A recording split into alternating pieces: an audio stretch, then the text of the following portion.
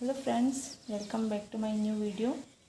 And आज फिर से मैं एक नई योजना लेकर आई हूँ, प्रधानमंत्री आवास योजना। ठीक है, इससे पहले हमने 2 योजनाएं कंप्लीट कर ली थी, एक तो स्वच्छ भारत मिशन और एक इंदिरा रसोई योजना। ठीक है, आई होप आपको वीडियोस पसंद आए होंगे और योजना याद भी हो गई होगी।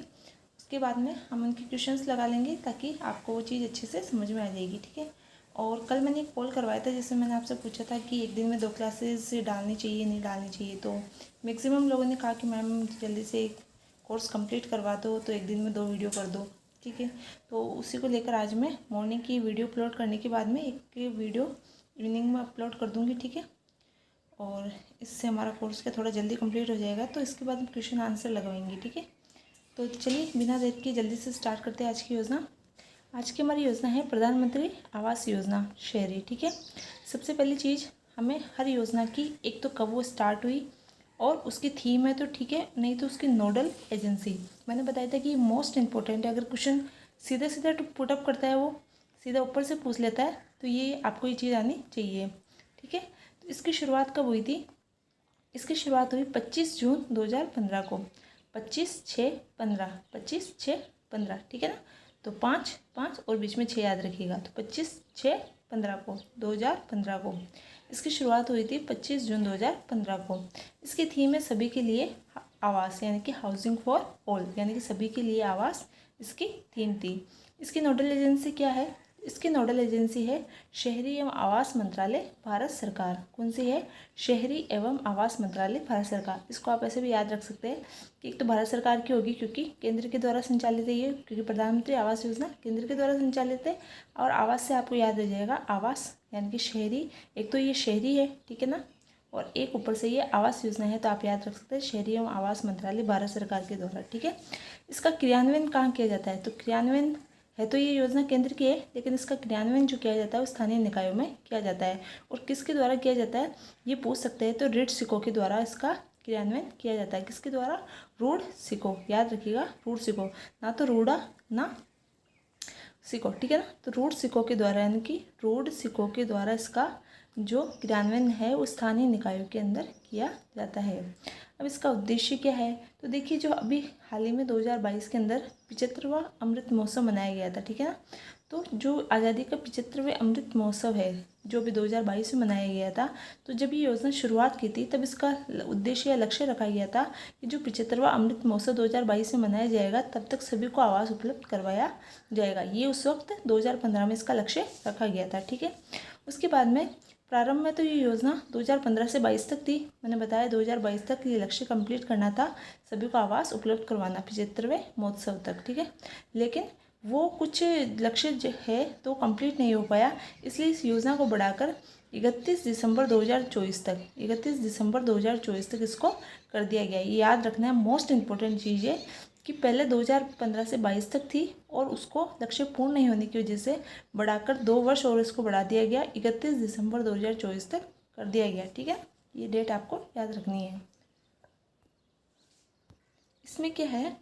आर्थिक रूप से कमज़ोर आय, यानी कि आर्थिक रूप से जो कमज़ोर आय वर्ग वाले हैं, जिसके अंदर 3 लाख तक की, जिसकी आय वार्षिक आय 3 लाख तक की है, वो तो क्या आएंगे? आर्थिक दृष्टि से कमज़ोर। और एक अल्प आय वर्ग, एक तो आर्थिक दृष्टि से कमज़ोर आय वर्ग और एक अल्प आय वर्ग, जिसकी जो इनकम वार्षिक आय है वो 3 से 6 लाख तक होगी, उनको आवास उपलब्ध करवाया जाएगा इस योजना के तहत। तो देखिए, इस योजना के तहत 2 वर्गों को नोटिफाई किया गया। एक तो आर्थिक दृष्टि से कमज़ोर आय वर्ग, ठीक है, जिसकी आय वार्षिक आय कितनी होनी चाहिए? 3 लाख, और 3 से 6 लाख की जिनकी अल्प आय है उनको आवास उपलब्ध कराने का लक्ष्य रखा गया है। ठीक है, इसके अंदर 20 लाख आवास निर्माण करने का लक्ष्य रखा गया। कितने? 20 लाख। ठीक है, 20 लाख आवास निर्माण करने का लक्ष्य रखा गया।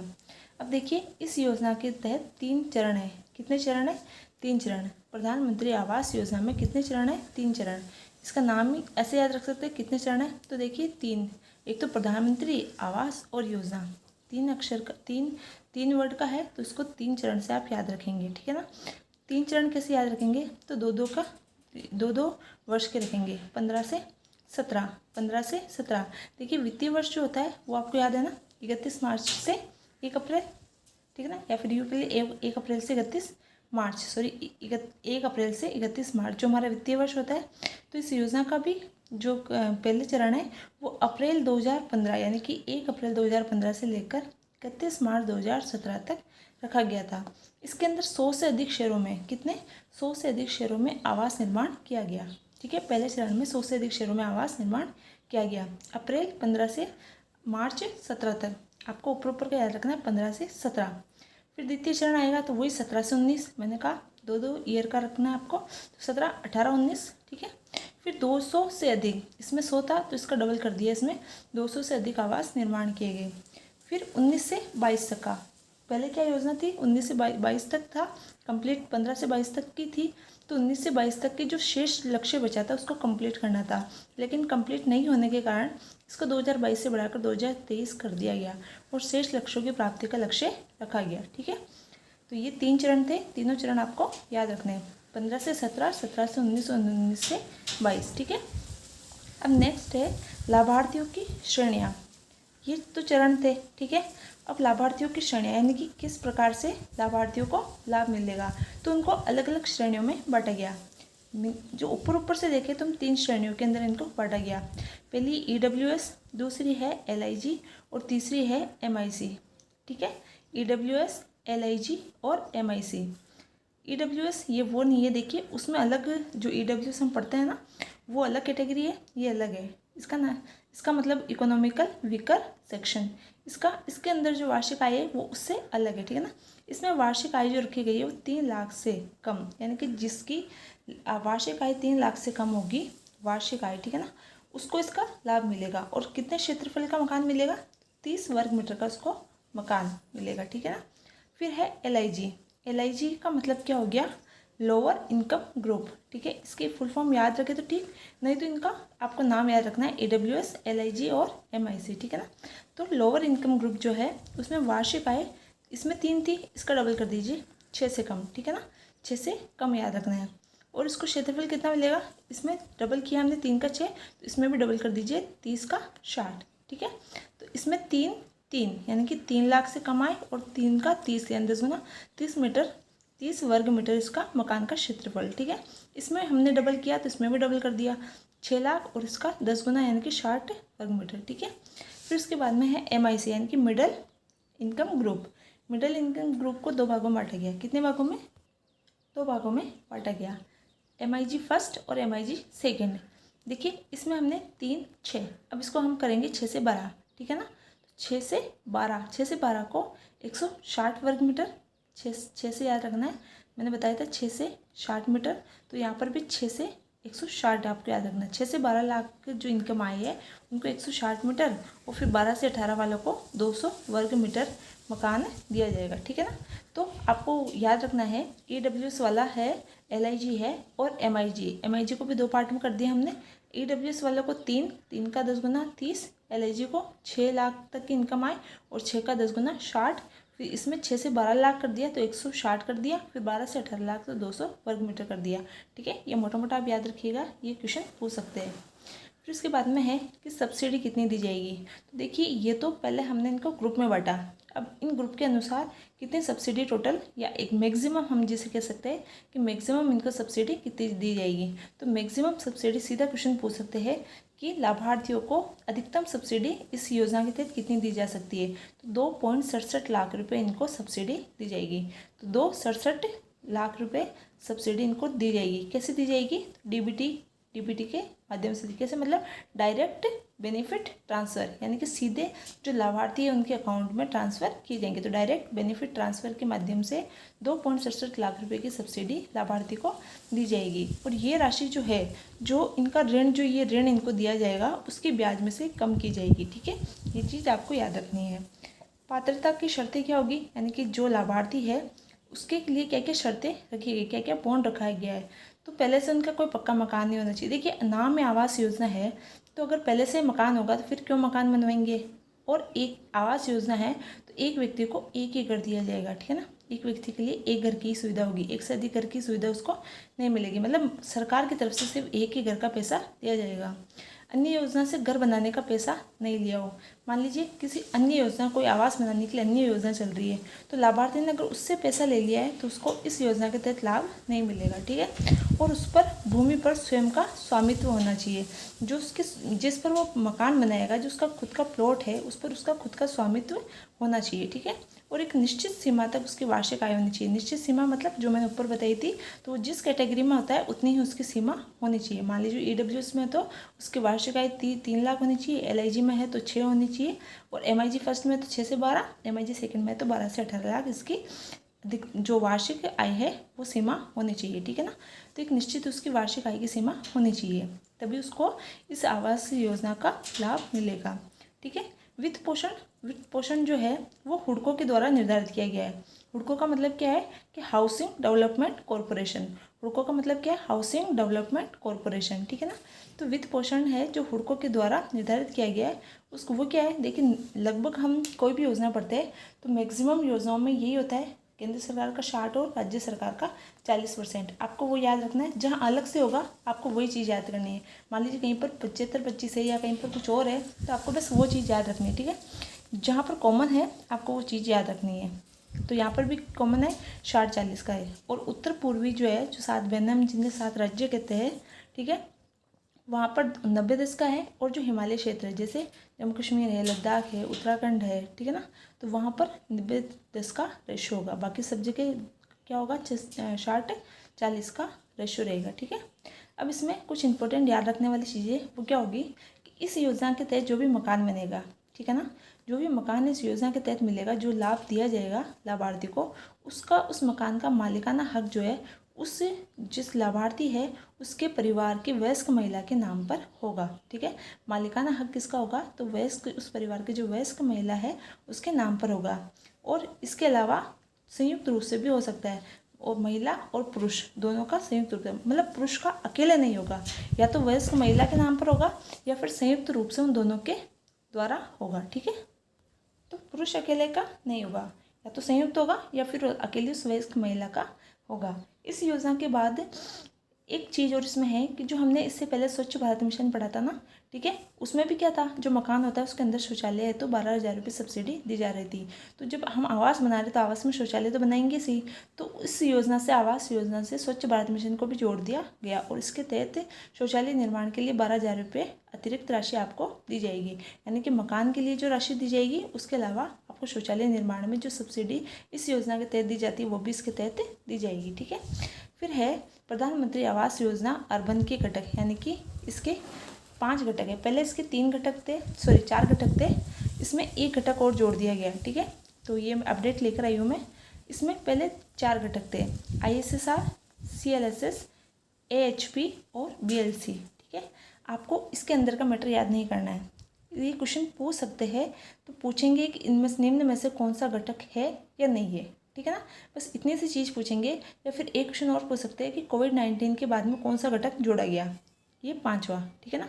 तो इसमें से 2 इंपॉर्टेंट क्वेश्चन बनते हैं, एक तो आपको इनके नाम याद होने चाहिए कौन कौन सा है, और एक कोविड-19 के बाद में कौन सा 5वां घटक जोड़ा गया उसका नाम पूछ सकते हैं। तो इनमें से 4 ऑप्शन दे देंगे, एक आपको चूज़ करना है, ठीक है।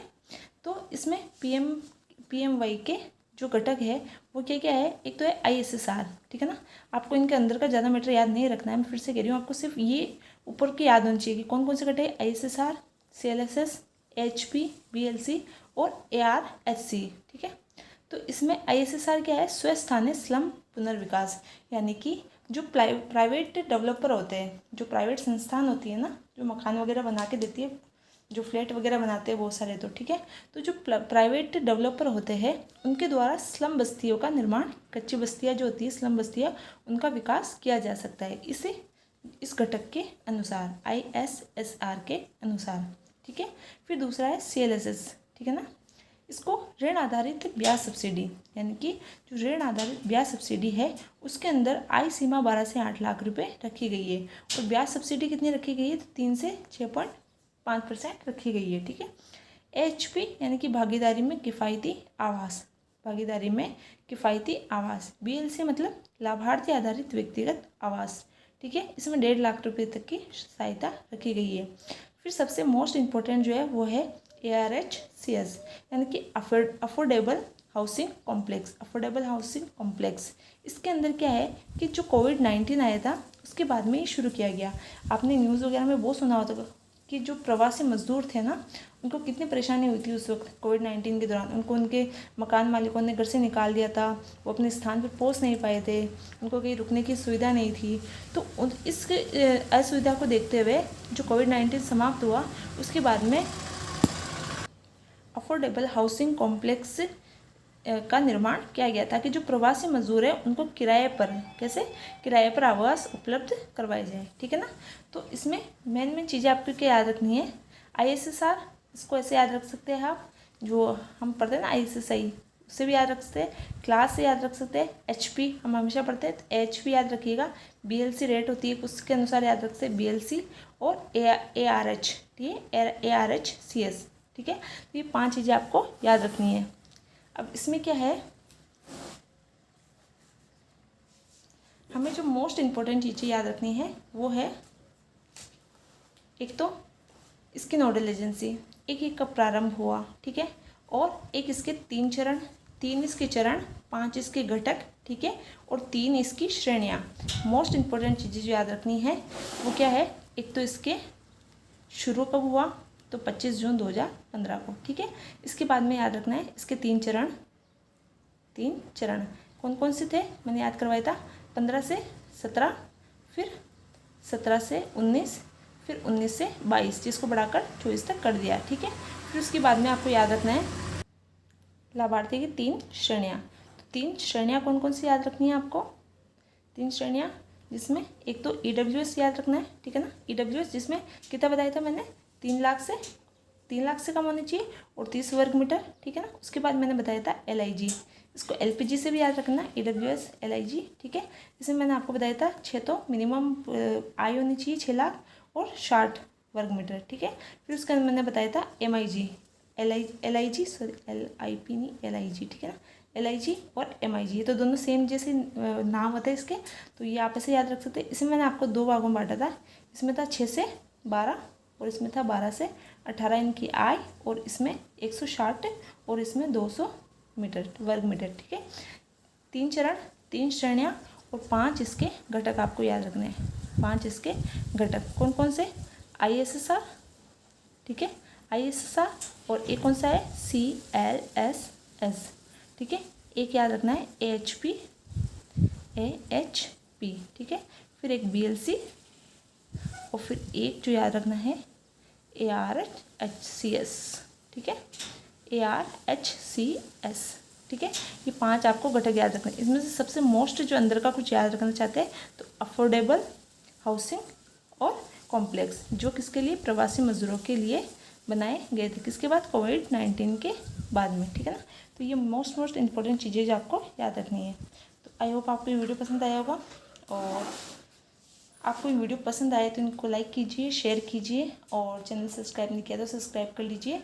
और इसकी जो PDF है वो मैं अपने टेलीग्राम चैनल पर डाल दूँगी, तो आप वहाँ से इसको डाउनलोड कर लेना, ठीक है। Thank you.